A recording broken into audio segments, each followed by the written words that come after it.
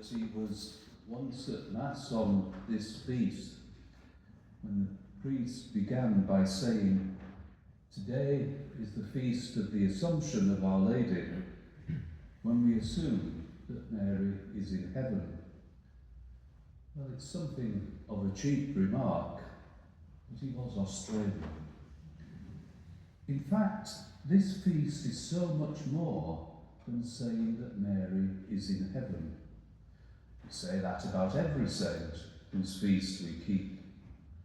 But the Assumption of Our Lady into heaven says something more, something different.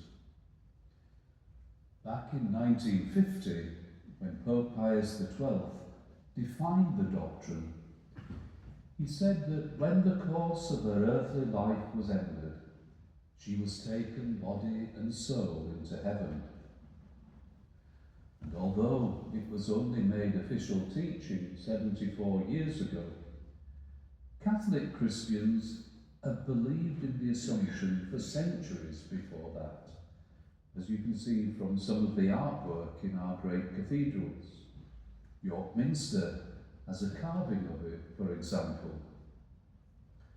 And the Orthodox Christians too, they believe in the Assumption of Mary. But in the Orthodox churches, they call it the Dormition, the falling asleep of Mary.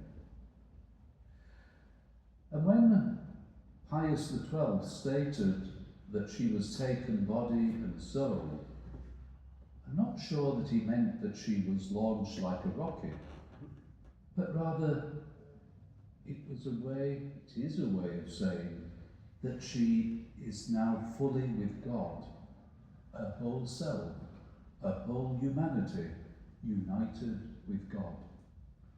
To put it another way, Mary shares the risen life of her Son, and on this feast we assume not only that Mary is in heaven, but that she is wholly with her Son.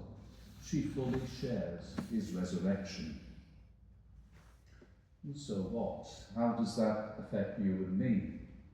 Well, I think that this knowledge gives us hope and courage. Our faith is centred on the resurrection of Jesus Christ from the dead. And more than that, the same future is for those who accept him as Lord and as Son of the living God. His faithful disciples will share in his risen life.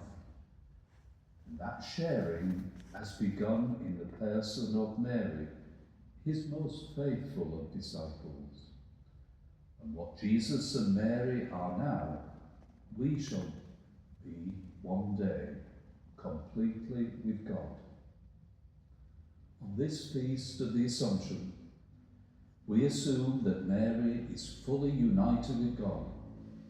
We can assume that it will be the fate of all who follow her Son.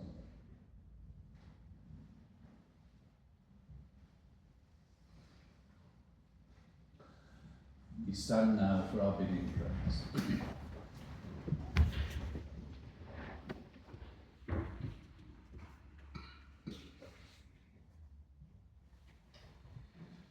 Victory and power and empire forever have been won by our God, and all authority for his Christ. Let us turn to our powerful God.